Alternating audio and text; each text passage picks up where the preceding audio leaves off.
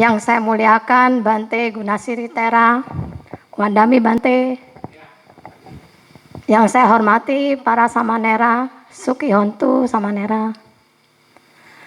Yang saya kasih saudara-saudara sekalian, kalian minta semua Bapak Ibu yang hadir di sini, selamat malam, salam sehat dan bahagia selalu.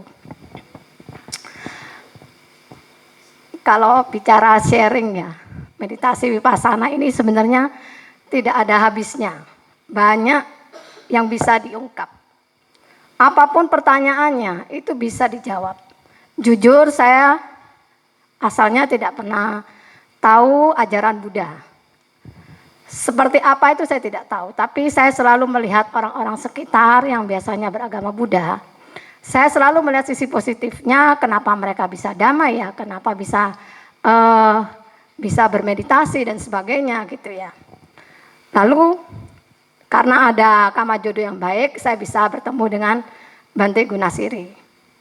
Nah disinilah saya sharing pertama sudah ada di YouTube ya, bisa dilihat. Kalau ini lanjutannya aja ya, biar tidak panjang.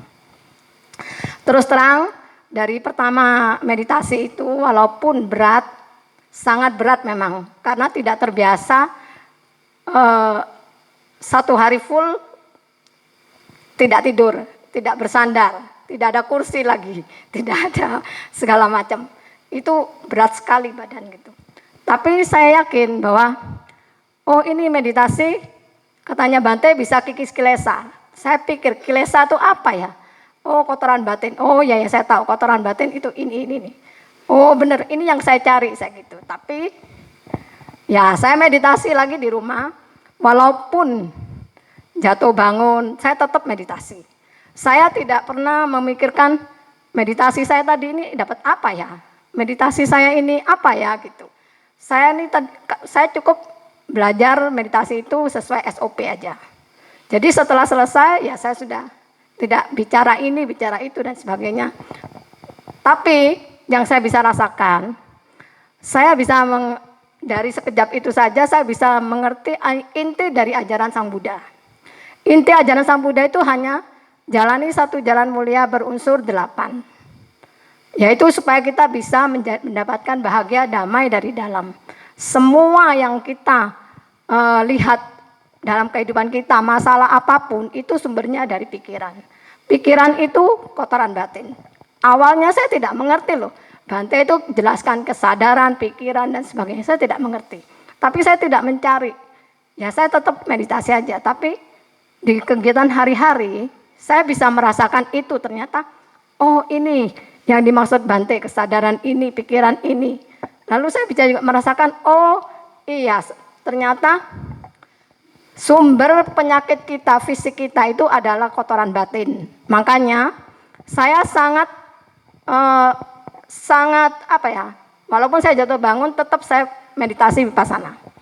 Bahkan saya mengajak suami saya, anak saya juga, walaupun mereka awalnya tidak percaya, tapi saya punya berbagai cara untuk meyakinkan mereka. Akhirnya mereka juga support dan mereka juga jalani gitu ya. Cuman masalahnya kalau saya bilang, saya konsennya pada mengikis kotoran batin. Karena saya tahu bahwa banyak sekali kita tidak sadari bahwa sekarang kita ini enak-enak, kita punya uang, misalnya kita bisa beli, kita apa. Tapi ternyata orang yang saya ajak meditasi kikis kilesa, saya tidak punya kilesa, saya baik-baik saja katanya gitu. Saya tidak ada kebencian dan sebagainya. Itu persis pertama kali Bante Gun bilang ke saya, Ellen ini masih ada misalnya iri hati dan sebagainya. Saya dengan apa ya, PD-nya bilang begini, tidak ada Bante. Tapi saya langsung cross check. Oh mungkin halusnya ada, tapi itu pun nanti saya tidak cari. Pas ada kejadian sehari-hari, oh tahu, oh ini kilesa saya yang halus di sini, kilesa saya yang halus di sini. Dan makanya dengan mudah kalau orang bilang gini, challenge, orang itu kok bisa stres, padahal orangnya hidupnya bahagia aja. Itulah kotoran batin. Challenge bagaimana?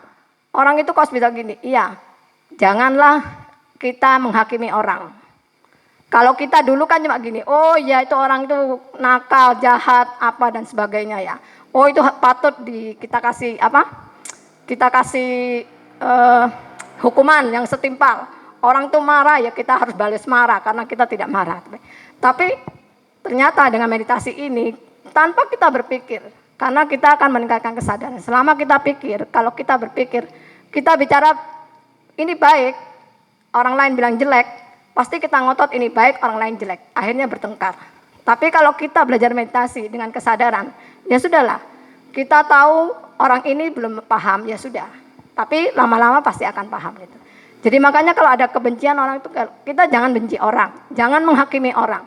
Walaupun sejahat apapun, tidak ada orang jahat, tapi yang saya tahu orang yang pernah berbuat jahat. Jadi sekarang kalau saya bisa, kalau dulu orang memfitnah. Siapa di sini yang tidak pernah difitnah? Nah, kalau difitnah orang, apakah kita mudah memaafkan? Tidak kan?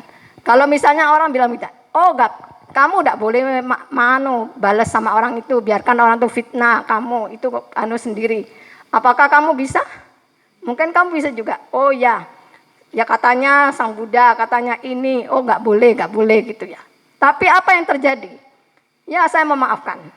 Tapi kalau kita diajak berteman atau rundingan apa, maukah kita melihat wajah orang itu?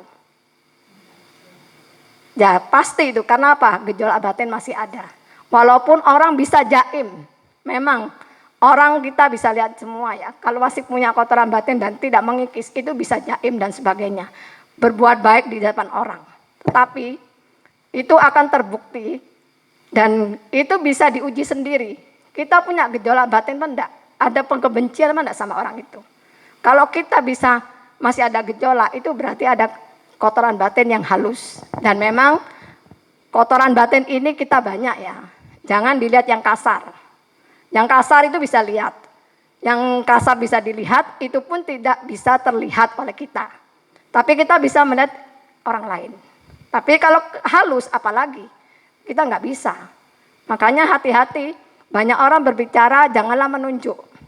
Karena satu kali kita menunjuk ke orang, yang ketiga itu menunjuk kepada kita. Dan yang satu itu sudah menyetujui bahwa ini tiga menunjuk kepada kita. Itulah yang bisa kita temukan nanti di dalam meditasi ini. Tapi bukan dalam hal meditasi ya. Tetapi di kehidupan sehari nanti tiba-tiba muncul itu. Oh ini ya kotoran batin. Sehingga kita ada rasa UPK sendiri, ada rasa meta sendiri, empati sendiri. Tapi walaupun perbuatan jahat, perbuatan yang melanggar sila itu tidak dibenarkan ya. Tapi kalau kita tahu misalnya, contoh fitnah tadi. Saya difitnah itu selama 20 tahun dengan orang yang terdekat. Saya tidak pernah cerita sama suami saya tidak pernah cerita sama anak saya. Sama sekali tidak pernah tahu. Karena di keluarga saya juga baik-baik, saya tidak mau cerita gitu ya. Tapi setiap kali dalam hati saya begini, kalau kamu ketemu saya, kamu bicara itu akan saya labrak. Tetapi karena baiknya orang itu bagus, jadi setiap kali ketemu saya dia ngomongnya baik-baik. Jadi tidak sampai saya ngelabrak dia gitu. Tapi gejolak saya kan masih ada, sudah ada senjata di sini gitu. Nah, puncaknya itu apa? Pada waktu dia akan mengurus surat. Dia itu pinter, masih akal liciknya banyak. Dia membuat minta surat kuasa kepada suami saya supaya suami saya itu tidak usah mengurus, supaya dia mengurus sendiri, tapi kosongan. Dan saya diminta tanda tangan, saya tidak mau. Saat itu pun saya benci sekali. Tapi dalam hitungan detik saya bisa memaafkan dan saya tidak adalah kebencian. Lalu sampai suami saya itu bingung, saya juga bingung. Nah, disinilah saya teringat omongannya Bante. Kalau sampah itu sudah kering, dalam satu kali lemparan batang korek api, semuanya akan ludes. Disitulah bagian kecil kilesa saya yang kebencian terhadap orang itu tidak ada lagi, dan saya tidak ada bergejolak lagi, dan sekarang biasa-biasa saja gitu. Nah,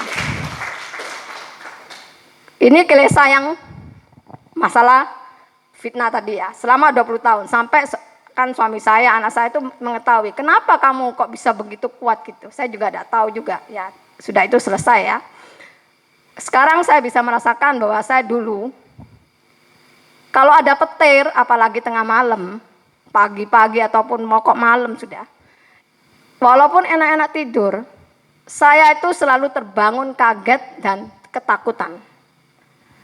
Saya selalu bangunin suami saya, kok saya takut. Suami saya dengan santai, sudah tidur. Tidak pernah merasakan, saya merasakan gini, suami saya ini kok enak ayam. Saya sampai begini, punya suami ini kok cuma tahu sudah tidur, dia mau tidur, mau apa. Akhirnya saya cuma, waktu itu saya cuma gini, ya sudahlah saya harus tidur. Tapi, itu sudah lama baru bisa tertidur. Takut terus, setiap kali begitu. Setelah saya belajar meditasi ini, tanpa saya pikir, tanpa apa. Suatu hari terjadi petir, lampu mati. Saya tahu, melek gini dengan sadar, saya tidak takut. Lah, suami saya pagi-pagi tanya ke saya, Mei, kamu tahu? Saya jawab dengan santai, ya tahu. Karena saya tahu pasti suami saya tanya. Apa? Saya untuk meyakinkan lagi, apa pertanyaannya dia itu? Apa? Kenapa? Kamu, ya tidak apa-apa katanya. Kamu toh kaget toh saya tidak membangunkan kamu toh karena tidak. Ya benar. Ya itulah saya juga sendiri bingung lah. Inilah yang saya bisa dapatkan bahwa kotoran batin itu sangat mengganggu kita. Kalau kita bermeditasi tanpa kita pikir, tanpa kita usahakan apapun, itu semuanya bisa berbalik tangan. Jadi bisa enjoy, bahagia, damai. Inilah yang bisa kita dapatkan bahwa meditasi vipassana ini mengikis kotoran batin jauh lebih penting daripada kita menyembuhkan sakit fisik. Karena kalau kita membersihkan kotoran batin, otomatis fisik kita lebih bagus. Coba bayangkan kalau Anda marah, stres, lalu sedikit-sedikit marah, badan panas semua. Paling tidak yang terjadi apa? Sakit lambung. Nah, seperti itu. Coba dirasakan nanti kalau bergejolak gitu. Jadi makanya kita belajar meditasi ini seharusnya utamakanlah kikis kilesa dengan berkesadaran, bukan bermain pikiran di dalam meditasi. Hanya menjalankan sesuai SOP-nya itu sudah cukup tanpa dianalisa apapun. Buktikan sendiri. Sang Buddha sudah mengatakan bahwa ehipasiko, bukan berarti Sang Buddha itu bilang kamu jangan percaya kepada saya, tapi buktikan. Bukan tidak percaya dengan perkataannya. Kita harus percaya dengan buktikan dengan cara yang beliau ajarkan. Begitu pula dengan Bhante Gunasiri yang bimbing. Kalau kita sudah datang ke sini, kalau kita tidak menggunakan sesuai dengan SOP, itu kita akan rugi sendiri. Terus terang aja, saya datang ke sini keempat kalinya. Itu pun bukan karena kehendak saya, tapi karena suatu nggak tahu kalau orang bilang kebetulan atau tidak. Tapi saya selalu, yang kedua itu saya target untuk menagih janji suami saya mau meditasi. Dan ternyata kedua, ketiga suami saya juga ikut. Dan yang keempat ini, sebenarnya saya tidak pernah ada niat meditasi. Cuman saya bilang ya tahun depan lah gitu. Tapi karena ada satu romo yang mau datang ke sini, saya harus dampingi. Karena saya yang memberitahu Romo, saya meditasinya ini begini Romo, gini. Coba Romo kalau bisa ada waktu. Romonya konsisten. Bahwa, oh ya Ellen saya mau, tapi dengan banyak kan biasa kan percobaan ini. Saya bilang, gak apa-apa Romo, yang penting taati ini, saya semua gitu. Nah akhirnya Romonya jadi. Wah saya harus berangkat ini gitu. Lalu Bhante ternyata Bhante buka retret berapa tuh 10 hari ya Bhante ya. Sebelumnya buka lagi retret yang depan ini, yang sekarang ini. Waduh, saya langsung gini, sayang ya kalau tidak dilanjutin ya. Pas saya cuma gini, sayang ya Bhante ya, saya cuma iseng aja gitu. Ya Bhante, ayo dah Ellen berangkat katanya gitu. Begitu Bhante ngomong gitu, saya bilang sama suami saya, kok aku mau berangkat 2 sesi ya? Berangkat. Loh, kok gampang ya berangkat gitu. Saya bilang gini, ya sudah saya santai-santai. Hari gitu, sudah 2 sesi. Pas saya tanya anak saya, Mama mau berangkat ya, sudah diizinkan sama Papa. Ya Ma, nggak apa-apa. Waktu itu di BCA, masih kerja gitu ya. Lalu pulang-pulang anak saya, "Ma, ini 25 hari loh, mama kuat, Ma." Ya sudah dijalani aja gitu. Tapi ya itu, kayak saya sebenarnya tidak ada niat sharing apa. Sebenarnya sharing ini sudah lama, sejak saya sharing, datang pertama kali Bante. Itu sudah saya dapat banyak. Ajaran Sang Buddha itu cukup kita jalani satu jalan mulia berunsur 8 dengan sungguh-sungguh. Dan sekarang ini saya juga belajar atasila ya. Sudah sebelum kita retret ini sudah sekitar 2 bulanan saya dan suami saya atasila. Dan itu saya tekad itu. Dan anak saya juga mengikuti. Saya kalau di rumah itu ya sedikit merayu, tapi rayuan saya itu bukan untuk apa ya, pribadi saya, tapi saya untuk memotivasi saya juga. Misalnya sekarang gini, atasila kalau malam lapar kan, suami bilang, "Sudah ini sudah mau tidur aja," gitu. Lalu nanti suatu saat suami saya kan lapar, "Sudah saya tidur." Jadi tidak pernah melanggar gitu ya, tetap atasila gitu ya. Kecuali kalau ada pas pesta keluarga gitu ya, memang kita nggak bisa lagi ya. Cuma kadang saya tidak makan banyak gitu. Ya itulah yang saya bisa saringkan, bahwa sebenarnya meditasi vipassana ini paket komplit. Jadi jangan sia-siakan. Memang kita saat ini mungkin ya, ibaratnya kalau kita kerja itu kalau kita kerja di harian sama di meditasi, lebih berat mana? Ya, karena apa? Karena kita terbiasa bergerak, indera terbuka. Jadi pikiran kita sudah kemana-mana, melihat yang enak-enak, tidak terlalu capek. Tapi kalau kita duduk meditasi itu jenuh. Tetapi apa perbedaan meditasi vipassana ini dengan bekerja? Perbedaannya yang lebih mencolok. Kan sama-sama dapat bonus kan? Kalau kita kerja bagus dapat bonus. Tapi apa bedanya?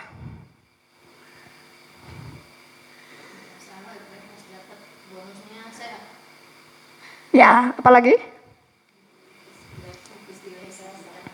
Kalau vipassana itu bonusnya di depan sebelum kita capai kesucian. Kan ini vipassana ini mengikis kilesa kan tujuannya capai kesucian. Sebelum capai kesucian sudah ada bonus-bonus. Fisik kita bagus, batin kita lebih tenang, lebih damai, kita di mana-mana tidak akan takut gitu. Jadi kalau misalnya kita kerja, kita harus sudah selesaikan dulu kerja, nanti kan hasilnya gimana? Ya, seperti itu. Jadi kalau kita bilang meditasi ini memang ya awal-awal ya, kalau apalagi yang belum terbiasa gitu ya. Jadi enggak apa-apa lah, semangatlah, pasti motivasi, ajaklah misalnya siapa yang bisa saling mendukung untuk motivasi, itu bagus sekali gitu ya. Dan kalau saya bilang, saya dari pertama kali sudah tahu ajaran Sang Buddha ini. Bante kalau dulu bilang ini dhamma desananya itu saya tidak ngerti sama sekali loh, kesadaran, pikiran, pas pokok alam-alam itu semua tidak ngerti, bahasa Pali pun saya tidak ngerti. Tapi begitu dengan meditasi, saya tahu arahnya. Oh ini nanti yang 16 pengetahuan ini saya dapat ini, tahu ini. Tapi saya tidak tanya sama Bante loh. Bante apa ya Bante perinci? Bante kalau sudah jawab tidak usah silent. Meditasi saja. Saya tidak akan detail tanya. Ya sudah, saya akan cari sendiri. Nanti kalau sudah, nanti mungkin ya harapan kan kita jalan terus, kita tidak usah capai hasil dulu, tapi proses demi proses ini yang kita harus tekuni. Nanti pasti akan dapat kok. Jadi kita nggak usah pusing kan analisa ini, analisa itu, pasti dapat. Dan memang pernah saya juga meditasi ya, enak-enak berkesadaran gini. Ternyata ya memang seperti dalam badan saya ini seperti tembok-tembok itu loh. Yang serpian-serpian itu yang kalau banyak dempulnya itu apa? Ya catnya lepas tuh, udah seperti itu, terus gini. Tapi saya tenang aja gitu, tidak apa ya, tidak bergeming ya, tetap meditasi gitu. Setelah meditasi, oh nggak apa-apa, oh ya sudah, saya tidak tanya Bante, tidak apa. Dan saraf kejepit pun, saya dulu kalau dada busung, gini nih pelan-pelan Bante sakit gitu.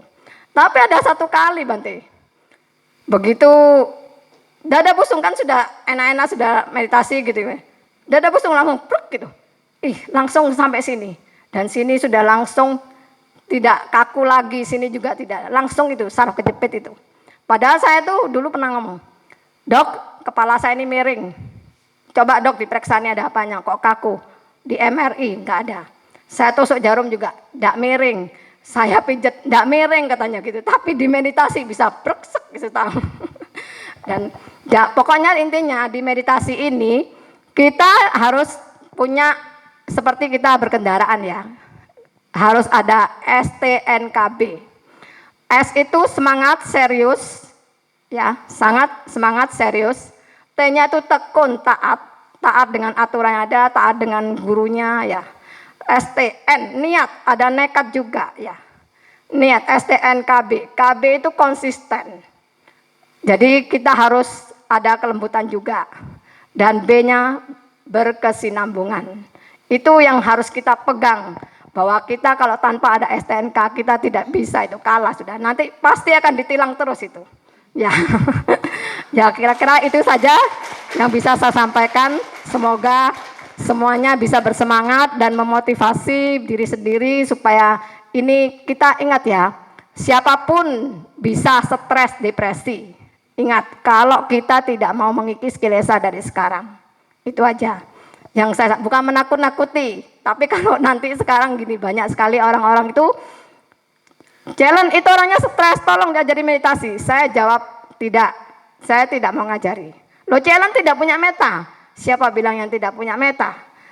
Sekarang coba pikir kembali, orang yang masih sehat saja tidak mau meditasi, apalagi yang sudah stres. Gimana mau meditasinya? Sia-sia kan? Nah itu aja ya. Sia-sia, terima kasih.